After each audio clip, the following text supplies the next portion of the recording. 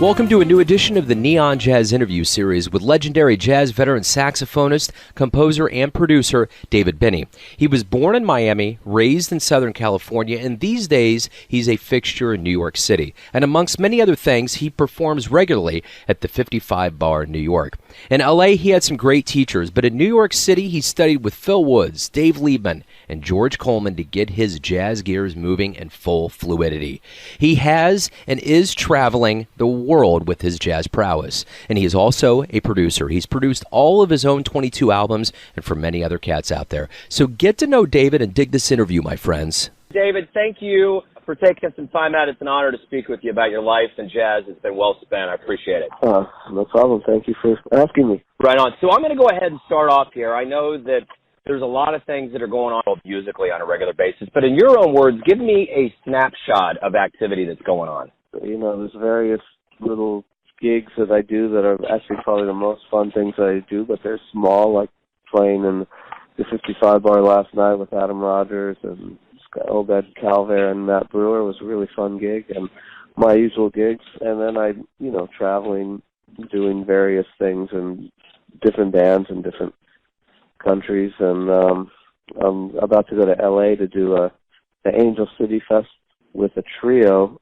that I put together, which is just two drummers and myself, actually. And I'm producing and, writing music and doing all that stuff all the time. I spend my days kind of doing that, writing music. I'm also working on songs where I sing and, stuff just in the computer, actually, which I've been working on the last couple weeks heavily. Also, I'm writing classical music too. Actually, I did some stuff in Holland with a chamber ensemble, which is just string and winds music, and so just a bunch of different things. I like to keep busy and with different projects at one time. I get not bored, but I like to move around, with different things, not just my quartet or something, Yeah, and that's a great overview of everything, and I'm going to peel back the layers of all that. But what I find very cool about a lot of musicians is that, especially in New York City, where you get the chance to perform regularly at a place like the 55 Bar. What is that like to have a regular gig there all the time? Well, it's fantastic, and it's unusual even for here. I mean, there's only a few of us who have regular gigs. I mean, there's the Monday Night Vanguard Orchestra. There's Mike Stern, who has this at the same place as me at 55 Bar, and there's Wayne Krantz. Other than that, there are not many people or many gigs in New York that are constant, and I've been doing this gig for 16 years, and it allows you to develop a band. It allows you to write music, develop your playing. It's very important to my growth as a musician and composer and everything, and it has been. And I feel lucky to have it. And I'm actually started another one I do alternate Tuesdays at the 55 Bar, but now I'm going to be doing alternate Tuesdays there's a place here called New Blue, which is a great club, and they built a new one, and I'm going to start doing things there. But it's going to be more electric. The thing I do at the 55 Bar is more like jazz, I guess. I don't know, whatever, for lack of a better term. The thing at New Blue is going to be more of like an electronic, it's still improvisation, but more electric vibe, I guess, So they're just kind of invaluable. Yeah, absolutely. Well, let's go way back before New York City came into your life. You were born in Miami, raised in Southern California. Man, talk about dripping with sunshine, and then you go to New York. What were your early years like for you to get such a love for not only music but jazz? Well, I moved to New York when I was 19. I left California very, young, right after high school, and I moved here, and it was New York, a different New York. I mean, it was New York in 1981, actually, and nobody wanted to live here. It was crime-ridden. It was dirty. It was they couldn't give apartments away. It was a completely different place. Times Square was, hookers and drug dealers, and my even neighborhood I live in now. I lived in the Bronx for 5 years too, which was a war zone. But here, where I live now, I've lived for actually in the same apartment for 30 years. even here it's changed drastically. 72nd and Broadway area was called Needle Park back then. There's a movie actually with Dustin Hoffman that was about that area.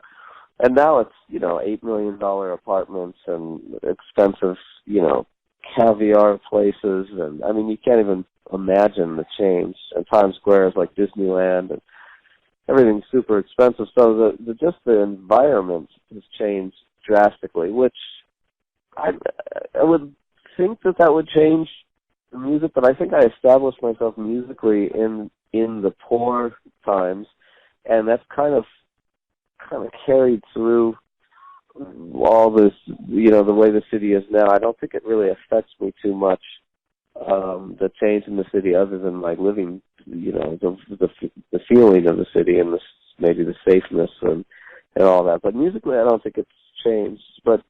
But musically, the city was very vibrant, and everybody was playing around. There were many jam sessions back then, and there are now, but they're different. They're much more informed by jazz education, people who are going to school and getting degrees, and that wasn't what it was like when I moved here. It was people who came here to play the music that they loved, and there was an old school contingent that sort of vibed you but also taught you at the same time, and it's not like that anymore. It's two different worlds, with students being students and idolizing each other, and it's I don't really like the way that is now here. It's not like it used to be, but there's more musicians than ever. It's just the music isn't quite as vital somehow, and I think that might have to do that has mostly to do with jazz education, which has become a huge business in the country and in the world. But it was a different time. I'm glad I came when I did, and it was I was exposed to a lot of. I was talking to Dave Liebman. We did this. Dave Liebman was my mentor back then. Now we play together. We did a saxophone quartet record recently. And we were talking about old times, and he was saying, "What year did you move here again?" And I told him, and he said, "Wow, yeah." Even though it was 1981, he goes, "Oh, you moved here in the '70s." And I knew what he meant, because he said it was the '70s here till about 1986, which is exactly the truth. I mean, that generation and that vibe and everything was the same through the '70s into 1986, and then after 86 is when things started to change. The yuppie thing, Wall Street thing, the Mayor Koch, things started to change, and from that on, it became a different place. Not only city-wise, but musically, it started to change drastically. So now I love it. I still love it here, but it's different. As a kid growing up in Kansas City, I was an ardent disciple of David Letterman. When you describe that, I think about his intro. It just had that grit and grime. The cabs were dirty. There was steam coming out of the ground. People looked just hungry and ready to go. And, yeah, I had a cousin that lived in Long Island, and she kind of talked about how things changed drastically, how, Times Square kind of turned into Walt Disney World, and just a lot of things that changed over the years. So it's interesting to hear that. I don't know. I said David Liebman, but maybe I thought I said Letterman. But yeah, Letterman, at the start of Letterman, they did have that. He had that grit. That was Saturday Night Live too, always showing the steam coming out of the the whole thing. Yeah, and I was totally going for the Letterman angle, because that was it, man. I mean, and Letterman was praising the city so much, but he was showing it in the beginning of it, and kids from Kansas City seeing that, that's a pretty big imagery. But let me ask you this: when you were growing up, what kind of jazz albums, what kind of seminal listening LPs did you have that really got you baptized into jazz? Well, I think the very first things that I was interested in when I was a kid, my father was, and my parents were really into jazz, but my father was also into rock and funk and stuff. So he would listen to like Jimi Hendrix and Sly and the Family Stone and all that stuff. And I think as a young kid, that was the stuff that hit me first.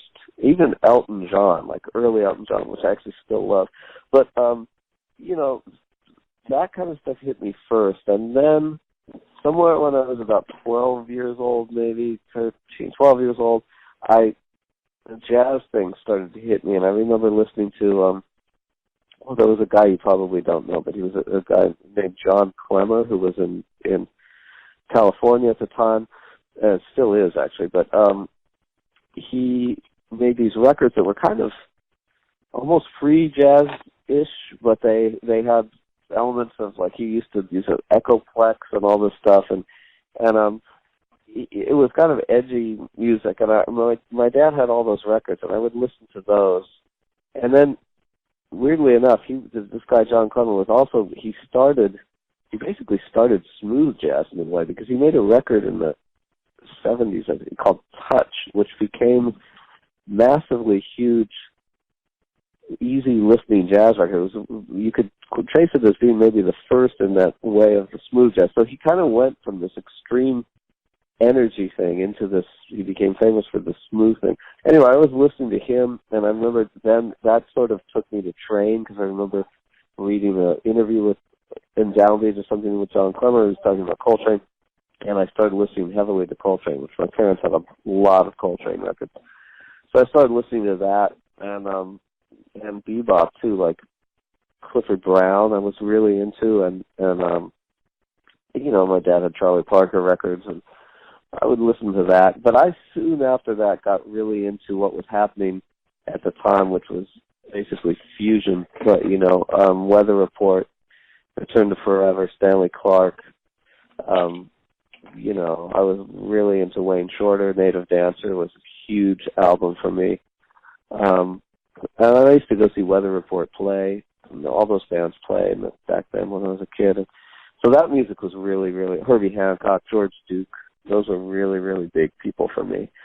Some of the records that were huge for me were records that were not big then, but are famous now, like Herbie Hancock's Sunlight, which everybody copies now. And I was telling people about that record for 25 years, and now it's like a hugely important record for a certain scene.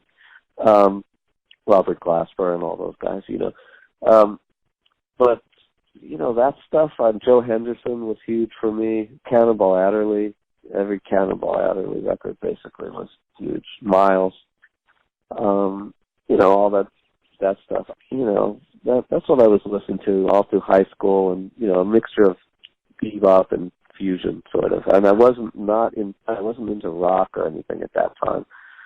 I soon, when I moved to New York, I started opening up and got way into rock and all kinds of music like I am now. I listen to everything. Also, I meant to say, moving to New York, also something I didn't touch on, but moving to New York, I did day jobs here for 10 years.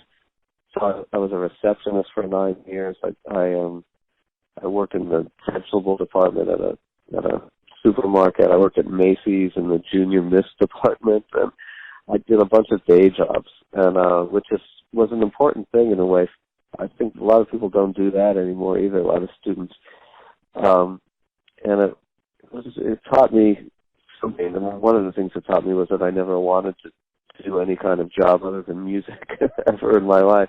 So it made me work really hard at music, and then I started doing weddings, and I was on the blues scene for 3 years. A lot of gigs that don't happen anymore were really informative for me, and still, I think, really helped the music that I make now. The wide-ranging background of experience through the city and through the music and everything, Yeah. So did you always dream that you were going to grow up and become a jazz saxophonist and this was going to be your life? Well, from 12 years old on, yeah. And I quit for about a year, and then I went back to it when I was 14. And from 14 on, I knew that I was going to move to New York, and I knew that that's what I was going to do. And there was no question in my mind. It never was. So prior to that big move to New York that you knew you were going to do, what did you learn in L.A. from your teachers and from just your education? Well, I had really great teachers that were not well known outside of maybe the L.A. scene. I realized they were really great teachers. I had a teacher named John Raffel, who was kind of a session saxophone player and woodwind player in Los Angeles, and he just made his living, playing on. He played with Nelson Riddle, so he played a lot with Frank Sinatra. He did a lot of studio work, movies, all that stuff. And back then, in the 70s, you could make a good living because he had a big house in the valley, and he was a great teacher and did session work. And back then, you could just play saxophone and woodwinds and play on movies and stuff, and afford. The guy had an amazing house in the valley, in the hills of the valley. He had a pool and a Cadillac and wife and kids, and it didn't work. Actually, his wife just stayed home, and you could afford to do that back then, just as a session musician. But that's all he did. He grew up with Stan Getz, and he dreamed of being Stan Getz, but he went the other direction because he had a family and all that stuff. So, but he was a really great teacher. And what he did with me is he didn't have me memorize solos or transcribe solos, which is what everybody does now.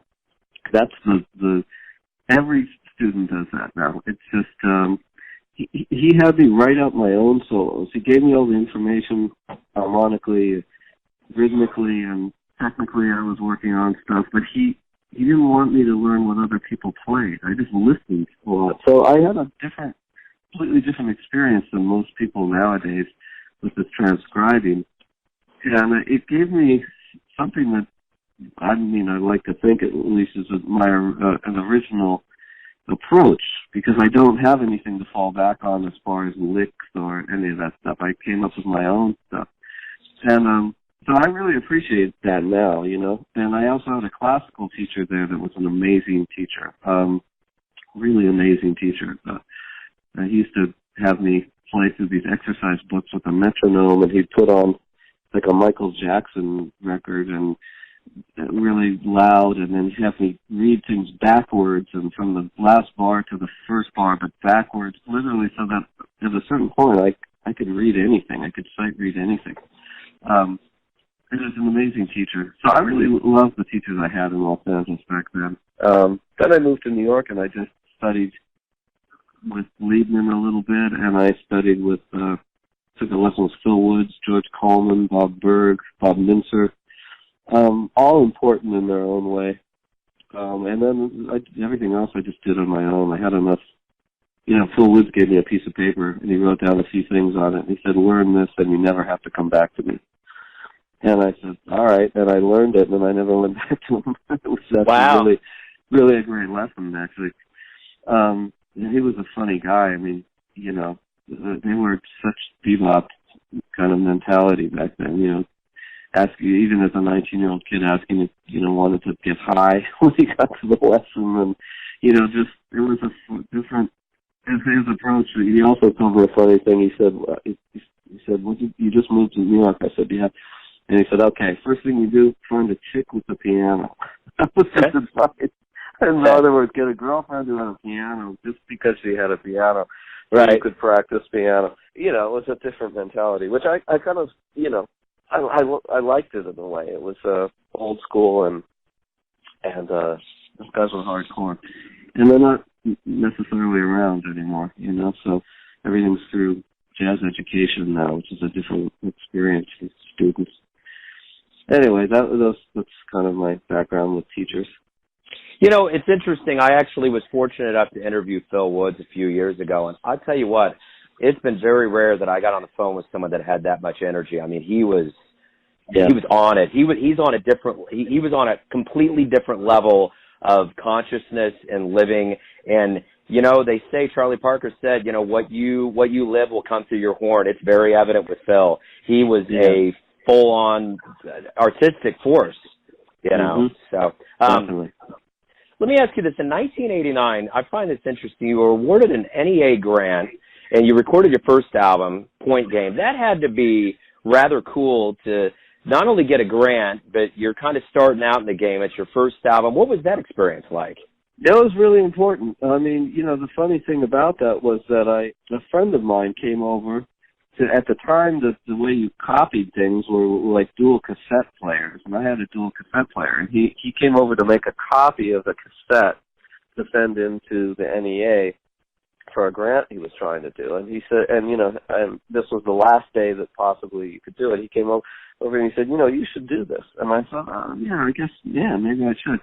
So I hurriedly put together like a 3-song demo where I just played, I think I played a standard to maybe a Jamie Aebersold play along, and I played an Ornette tune solo, and maybe one other thing.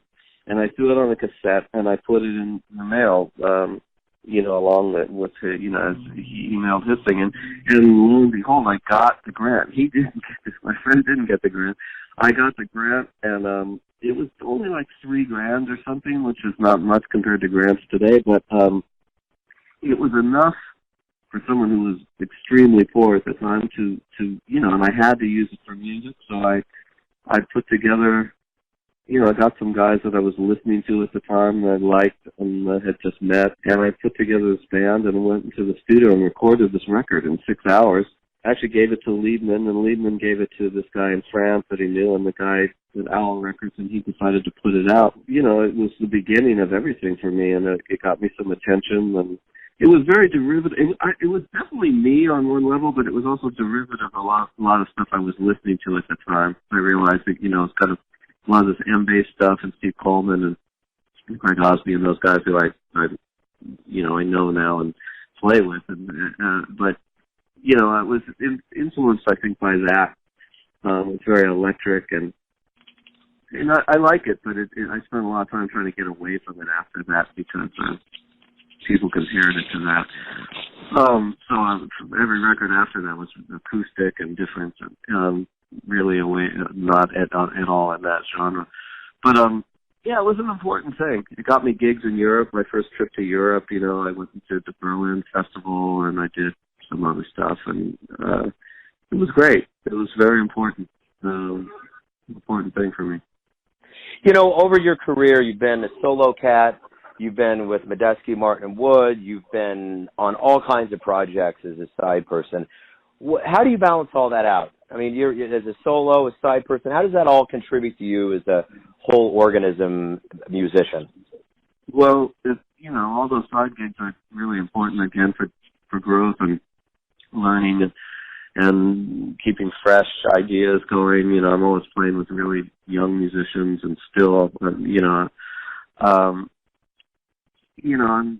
it's just sort of been important for keeping my musical interest. Although I'm more interested in music, I'm hugely obsessed with music, basically. Anyway, but I love just playing other people's music. And then in recent years, I stopped booking my own bands because I kind of did so much with my own bands, and then I realized, it's so much work to get these gigs and all that I could just work as a sideman and then spend much more time just writing music so that I can make records. And I sort of started doing that. So I don't work as much with my own bands anymore, but I do work with a lot of other bands. I play in a band in Italy. I play in a band in Serbia, where I go over and do those things. Really great musicians. And, I do different stuff here. I play with, various players here. I'm going on a tour in November with this guy Quinton Natchoff and Matt Mitchell and Nate Woods, Kenny Wallace, and great music, hard music, really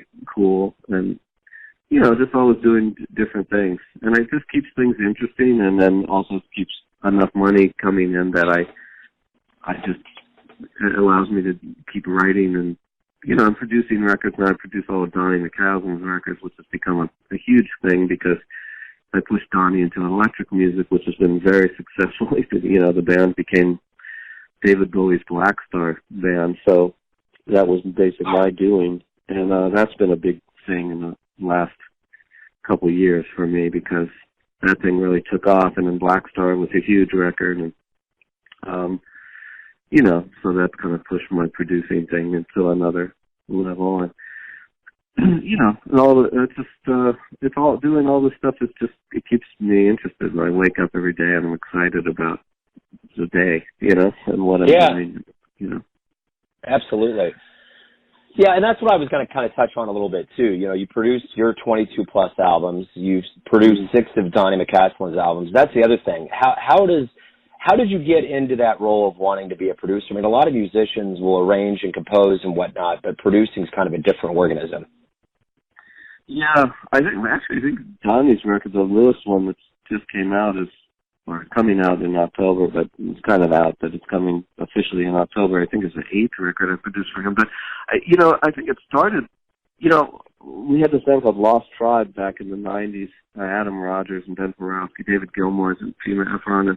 And we sort of, I produced my own records, but I was producing these records with those guys, and I just always it always became natural to me to have ideas in the studio. Like, why don't we do this? Why don't we do this? It would be better if we did this, that. And I think eventually people started to realize that in the studio I had all these ideas. And I think at one point Donnie just said, hey, would you produce one of my records? And I said, sure. And so I did, and it worked well. And we kept it going. And then I just kept pushing him into different directions, trio records, all the stuff, and then eventually these electric records, which now he's very, very successful. And it's been a lot to do with me and my production, and it's a natural thing for me just somehow, and I love doing it. So now I get called to do that, people ask me to do it, and I love it. It's just the music's good and the musicians are good. I love taking things and sculpting them and pushing them in a direction that people might not have thought of.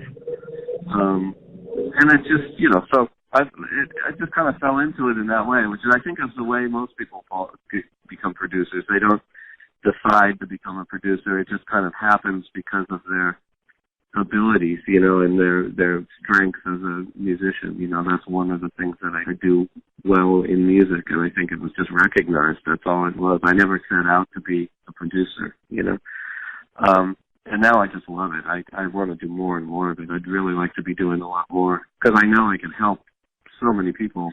Now it's harder. People think that they can do everything on their own, which is not really the case. But, even young students and stuff, they all want to do everything by themselves. They want to write and play and produce and do all their albums by themselves. And then I think the albums suffer by people trying to not delegate some control,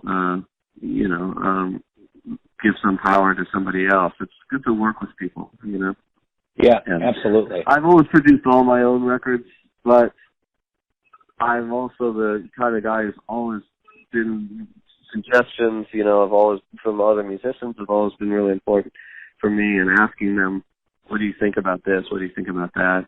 Not giving a lot of instruction.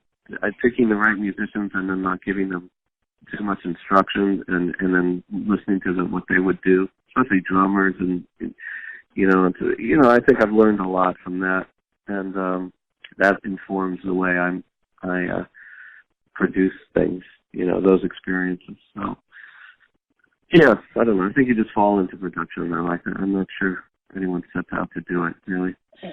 For somebody that's obviously devoted their lives to jazz in every way, shape, and form, why do you love jazz?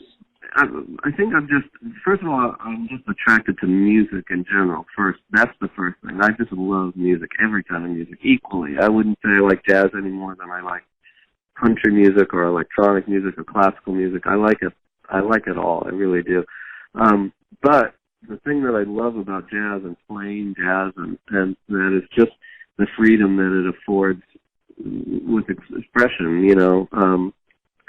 it's the freest art form there is, really. I mean, if you think about it, there's nothing else quite like that. I guess you could say painting is like that, but that's a solo effort, also. And so it's the freest art form, and yet you have to work with people. If you're playing quartet, quintet, whatever.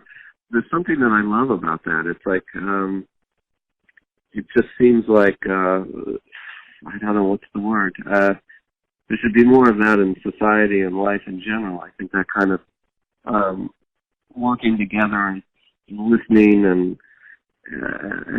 spontaneity and not being afraid to do things, taking chances. It's a lot of metaphor for a lot of things in life, I think. That's why I think I'm a big sports guy too, and I think they've compared basketball, especially to a jazz quintet, in the way I love that sense of like sometimes having a form to work with and yet having freedom to within that form to do anything you want to express yourself. And when you're in the midst of it, improvising, you're soloing and you're playing, you have this feeling sometimes that it's like, oh yeah, this is it. And you're playing with people and you can end the gig and everyone was like, yeah, that was it. It was amazing. But you never describe what it is because it's indescribable. We don't know what it is. It might be religion, God, whatever. I don't know what it is. It's that thing in life that we know is there, something else. And I'm not technically a religious person, but I'm not a religious person either. It's just the feeling that there's something else and you're trying to explain this thing.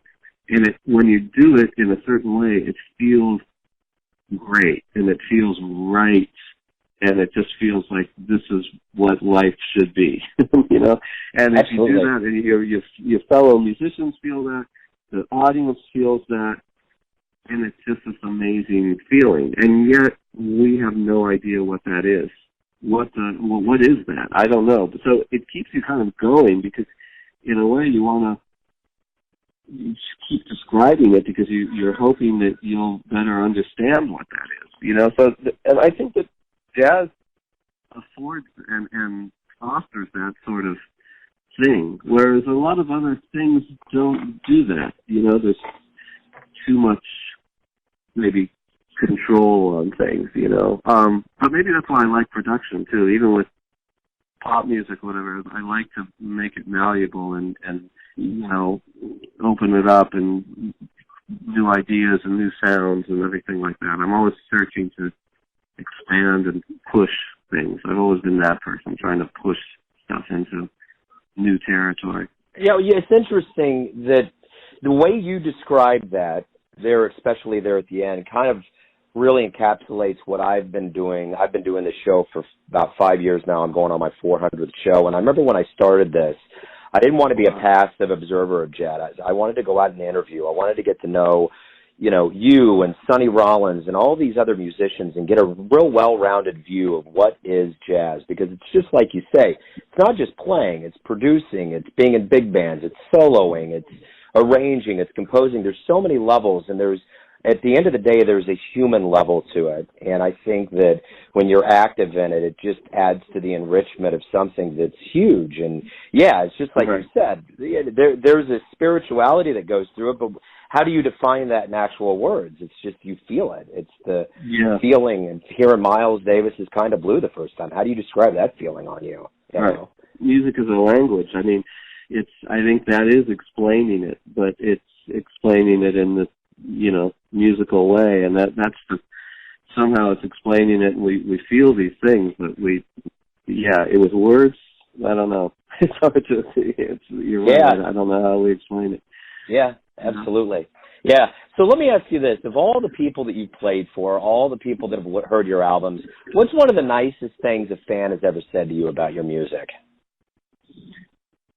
Well, I've had some really strong things said. I mean, I've gotten numerous emails over the years where, people said, this has happened maybe 4 or 5 times where people said, I was listening to your album and I was with my girlfriend, and at that moment on this song I asked her to marry me, and, that's happened numerous times. Also, a couple people actually emailed me and said basically, like, they were super depressed and it saved their lives in a way. I had a couple of emails where it was really heavy where people said, your music is so important to me that I don't know what I would be doing without it. Like I was so down, and I put on this record, and it made me feel so good, and all this, I've gotten these kind of emails over the years, and, that's got to be the strongest thing that anyone's ever said. Of course, you get praise from peers and stuff that is important and really nice to hear. But the thing that you really like to hear is that kind of stuff, where people just, your average person who's not a musician, maybe, that's the most important thing. Somebody who's not a musician who gets it and hears it, and then it affects them on a level like that is really, really heavy for me. And that's happened numerous times. So I think those kind of things are the best things I've heard. So everyone has a version of who you are, your family, your friends, the people that you play for in the crowd. But when you wake up in the morning and you go out into the world, who do you think you are? That's an interesting question. I think I'm, just this person who, I'm an artist, and I'm trying to, there's the selfish side of it. I'm an artist. It is a selfish thing on one level. It has to be, because to be good at something, you have to care about what you're doing so much and care about you and your thing. So I think there's a lot of thought about me and what I'm doing and how I'm going to do it.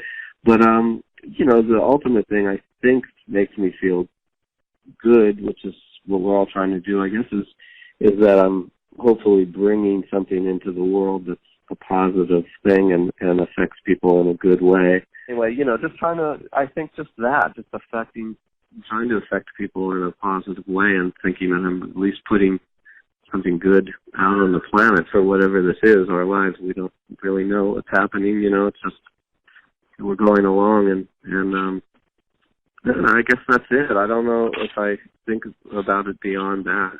I think as I've gotten older, it's become more apparent of, like, who I am. That is who I am. Like, this is what I do, and I should be doing, and that's what I love. And those things, as you get older, become stronger, I think. It's more apparent that, this is my role in the world, Yeah. And it makes me happy, It's like, okay, I like this, I like this. You can't do everything, you have to kind of settle with who you are and define who you are for yourself, and then make that the best you can, And I think that's what I'm trying to do. That's a great answer, and I think that's a great way to wrap everything up. David, thank you for taking some time out for me today. I appreciate it. Thank you so much for asking me, and it was a very nice interview, so I appreciate it. Thanks for listening and tuning in to yet another Neon Jazz interview, where we give you a bit of insight into the finest players in New York, Kansas City, and spots all over the world, giving fans all that jazz. Thanks to David for his time, all of his music, and those great stories of his. If you want to hear more interviews, go to Famous Interviews with Joe Domino on the iTunes Store, or visit theneonjazz.blogspot.com for all things Neon Jazz. And as a bonus, go to YouTube, type in Neon Jazz, we're right there. Until next time, enjoy the music, my friends.